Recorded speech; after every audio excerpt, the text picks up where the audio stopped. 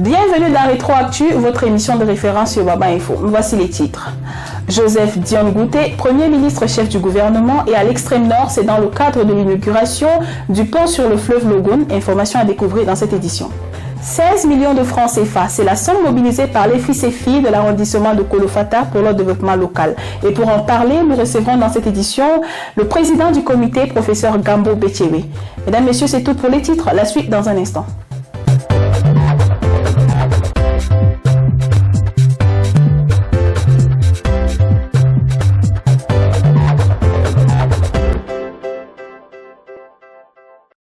Le Premier ministre camerounais Joseph Dion Ngouté et son homologue tchadien inaugureront le 28 avril 2025 le pont de 620 mètres sur le fleuve Logone, reliant Yagua au Cameroun à Bangor au Tchad. Cette infrastructure routière comprend des voies d'accès de 14,2 km reparties en 7,4 km côté Tchad et 6,8 km du côté camerounais. Voici le synthèse de l'accueil à son arrivée. Arrivée triomphale et accueil chaleureux réservé au Premier ministre chef du gouvernement Joseph Dion Ngouté à Yagua, chef-lieu du département du Mayo-Danaï, ce 27 avril 2025. Présent pour l'inauguration du pont sur le fleuve Logone, reliant Yagua au Cameroun à Bangor au Tchad, prévu pour ce 28 avril. Les populations venues en très grand nombre manifestaient leur joie à l'endroit du représentant personnel du président de la République du Cameroun, son Excellence Paul Biya. Un peu plus tôt dans la journée, il fut accueilli à l'aéroport international de Maroua-Salak par les ministres et élites locales, les autorités administratives et traditionnelles, les forces vives de la région, les groupes de danse et militants du RDPC. Le Premier ministre ainsi que la forte délégation qui l'accompagne, ont fait un arrêt à Kaélé, dans le Mayokani, où ils ont passé quelques heures de convivialité avec les populations tout aussi enthousiastes. Il présidera la cérémonie d'inauguration avec son homologue tchadien, son Excellence Almaï Halina, représentant personnel du président de la République, le maréchal Mahamad Idriss Déby Itno. Développement local, les fils et filles de Kolofata poursuivent la reconstruction de leur arrondissement. À cet effet, ils ont mobilisé près de 16 millions de francs CFA pour le besoin de la cause. C'était lors de la 13e Assemblée générale de leur comité de développement tenue le 26 avril 2025. Pour d'autres détails, je vous invite à regarder ce reportage. Kolofata, localité tristement célèbre depuis plus de 10 ans, à cause de la nébuleuse Boko Haram, qui a fait des attaques meurtrières, détruit des infrastructures et sémé la psychose. Depuis lors, les habitants ont des problèmes. D'abord la route en premier, la lumière, le problème d'enlèvement aussi. C'est aussi un peu dur maintenant, mais quand même. Pour le retour total de la sérénité et la reconstruction de la vie socio-économique, les fils et filles de cet arrondissement du Mayo-Sava ont tenu la 13e Assemblée générale de leur comité de développement. Ils se sont réunis en grand nombre au complexe sportif Amadou Ali le 26 avril 2025. Occasion pour les élites de rappeler la nécessité de conjuguer leurs efforts. La participation de tous les membres de la communauté est prépondérante. Tout individu doit jouer sa partition pour construire son terroir, pour développer son terroir, pour améliorer les conditions de vie des populations de son terroir. Au cours de cette assemblée générale, ils ont mobilisé près de 16 millions de francs CFA. Le président, reconduit avec son équipe pour un mandat de 2 ans, connaît les priorités pour lesquelles le montant collecté sera utilisé. Cette année, les priorités pour nous, c'est la sécurité. Pour que la sécurité soit de retour, on a mobilisé beaucoup de fonds. Et les contributions continuent. Vous savez, quel que soit l'investissement, s'il n'y a pas la paix, s'il n'y a pas la sécurité, c'est en vain. Parmi les réalisations faites durant le mandat passé, il y a la construction d'une mini-cité à Maroua, des forages, l'acquisition d'un terrain, entre autres. Le sous-préfet de Kolofata, présent à la cérémonie, a salué et encouragé l'initiative. Le sous-préfet que je suis, peut-être l'office même de Kolofata dorénavant, que je suis est ému, voudrait davantage encourager ces citoyens administrés dans cet élan de fraternité, de solidarité pour le développement. Je suis fier de cette équipe conduite en main de maître par le très dynamique professeur Gambo, ici à côté de moi. Le professeur Gambo Betchewe et son staff ont montré l'intention de mettre en exécution leur plan d'action validé par les membres du Codacol pour que l'arrondissement retrouve sa vie d'antan et rattrape son retard de développement occasionné par l'insécurité.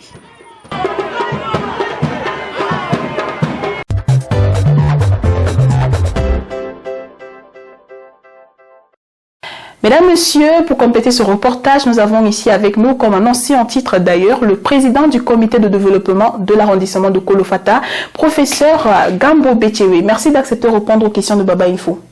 C'est moi qui vous remercie pour l'invitation. D'accord. Professeur, vous avez été reconduit au poste de président du comité de développement de l'arrondissement de Kolofata lors de la 13e assemblée générale du dit comité tenue le 26 avril dernier. Qu'est-ce que vous avez fait durant le mandat passé pour que vos frères et sœurs vous renouvellent leur confiance? L'assemblée générale s'est tenue ce 26 avril 2025 à Kolofata, plus précisément au complexe sportif Amadou Ali, et j'ai été réélu à la tête de ce comité de développement. Certainement, je peux me tromper, mais à mon humble avis, certainement à cause d'un travail d'équipe reluisant, un travail d'équipe qui a pu produire beaucoup de réalisations, qui a fait beaucoup de réalisations, je vais dire. Et parmi ces réalisations, on peut en citer quelques-unes. Il y a par exemple la construction d'une mini-cité à Palar, qui héberge actuellement 8 étudiants. Et c'est une mini-cité moderne, qui est équipée, électrifiée. Et également la réalisation de 3 forages dans 3 localités de l'arrondissement de Kolofata. Et également l'appui en équipement au niveau du centre de promotion de la femme et de la famille et au niveau du lycée de Tolokomari. Et dans le domaine d'état civil aussi, nous avons délivré 366 actes de naissance, si j'ai bonne mémoire. Et dans le domaine environnemental, nous avons pu reboiser la place de fête de Kolofata et distribuer des plans dans toutes les localités de Kolofata. Et à mon humble avis, en plus de ceci, certainement, il y a la bonne gestion aussi.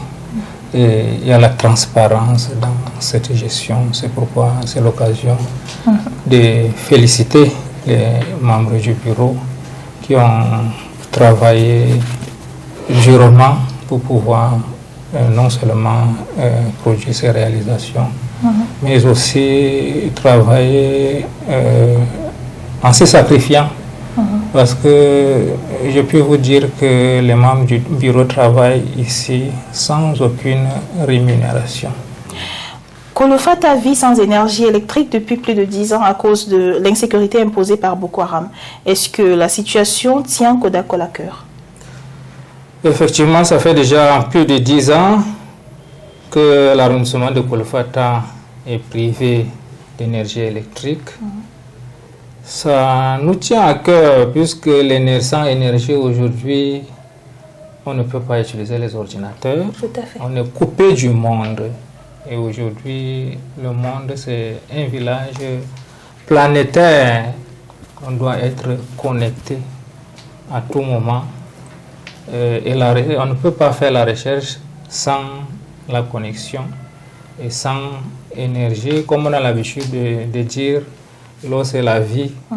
Je pense que depuis un certain temps, on peut le dire aussi que l'énergie c'est la vie.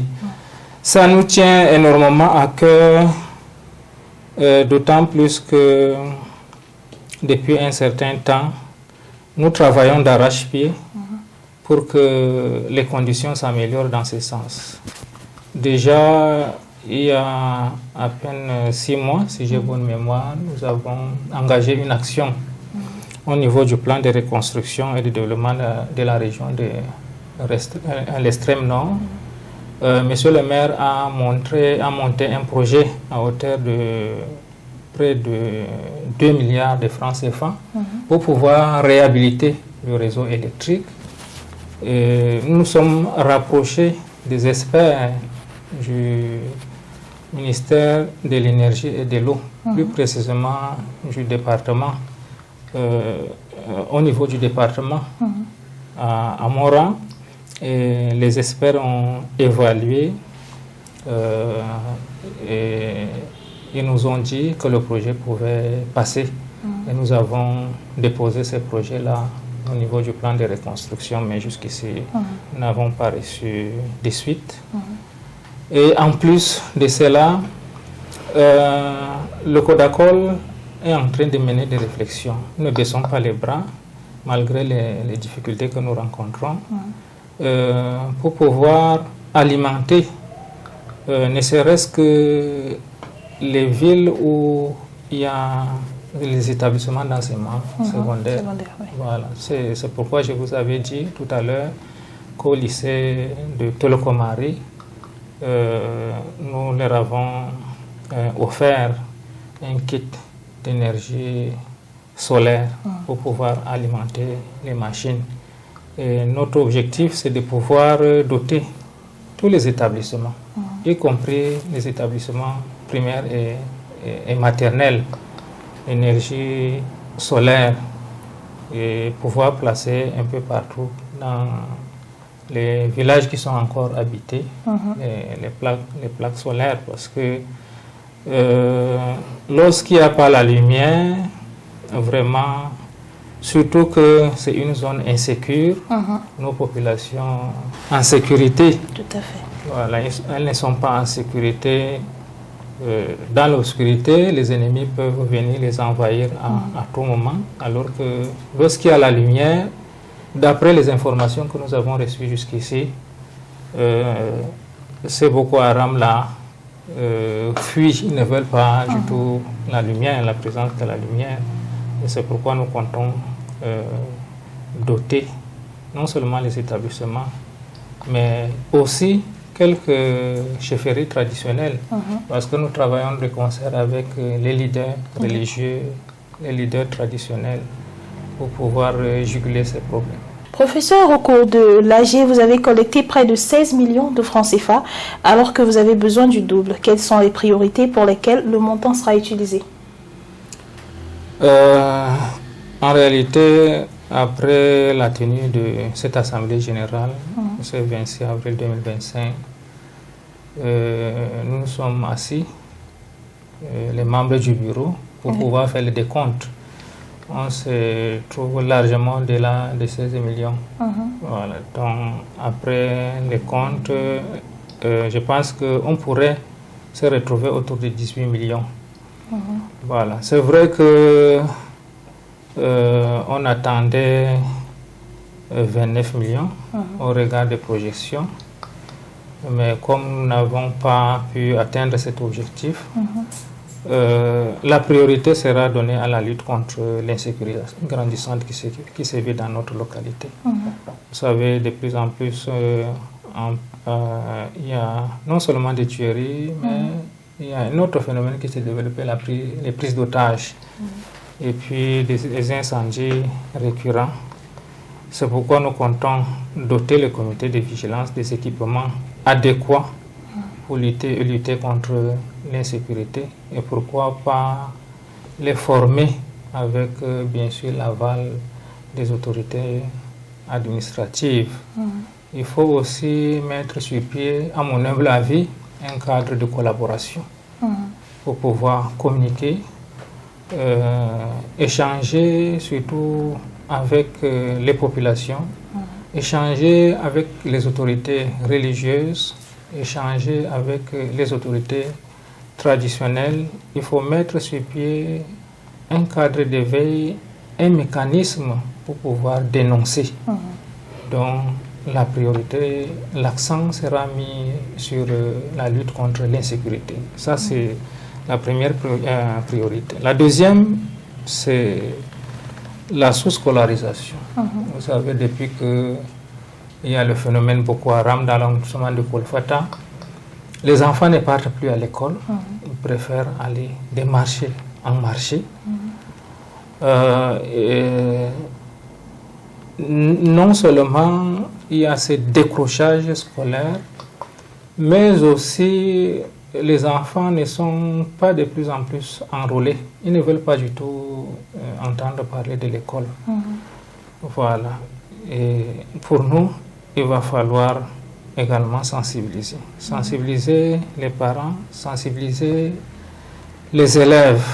Parce que, vous savez, même si vous voulez faire le commerce, si vous voulez faire l'agriculture, l'élevage, quel que soit le domaine que vous voulez aborder, il faut avoir fait l'école.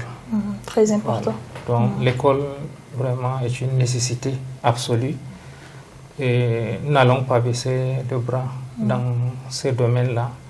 Avant de terminer notre entretien, un message à l'endroit des fils et filles de l'arrondissement de Kolofata qui vous regardent.